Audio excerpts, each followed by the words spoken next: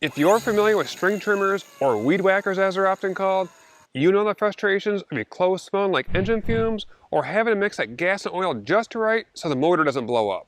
For a long time, the problem with electric string trimmers was their lack of power. Once DeWalt came out with the 60-volt heavy-duty string trimmer, the old noisy gas engine models met their match. I was at my friend's house and he was using this string trimmer on his 5-acre property over the past year. I grabbed this trimmer to edge around the trees after he mowed, and I was blown away at how much power this thing had. Using this is very simple. You put the battery in, hold on the safety lever, and squeeze the trigger. It has a variable speed trigger, so you can spin it slower if you don't need the full power. I don't need to hold it wide open very often because it has plenty of power when I squeeze the trigger part way.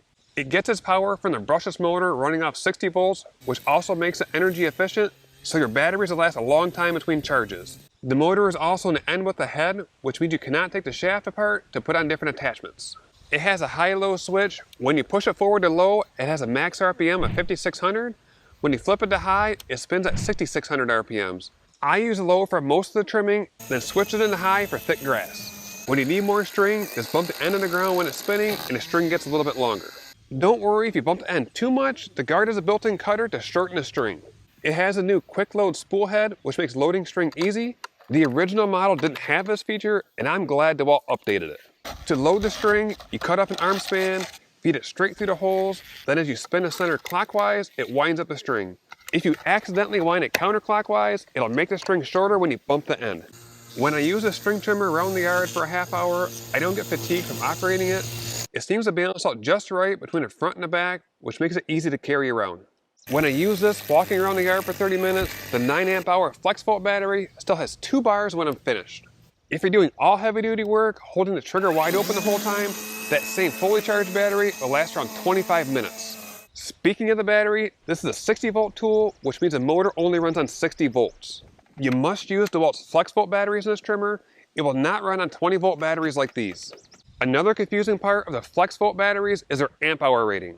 This battery is a DCB 609, and on the side of the battery it says 9 amp hours, which is true if you put it in a 20-volt tool. When this battery is used in a 60-volt tool like the string trimmer, it's a 3 amp hour battery. This cordless string trimmer is a DeWalt DC ST970. Let me break down how DeWalt writes their part numbers. The D is for DeWalt, C is for cordless, S for string, and a T for trimmer in this line of tools. After the letters, it lists the model number of a tool. The letters and numbers following the model number indicate if it's a bare tool or the type of kit it comes in.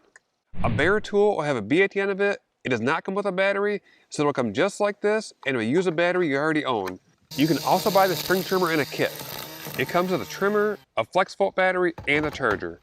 The charger is the same one you use on 20-volt tools, since the Flexvolt batteries can also operate on 20 volts. And to charge this big battery, it takes 2.5 hours if it's completely dead. You can find the links to this trimmer and the kits it comes in the description down below. With this cordless string trimmer, you don't have to worry about annoying the neighbors with a loud trimmer or pulling the cord multiple times to get it started.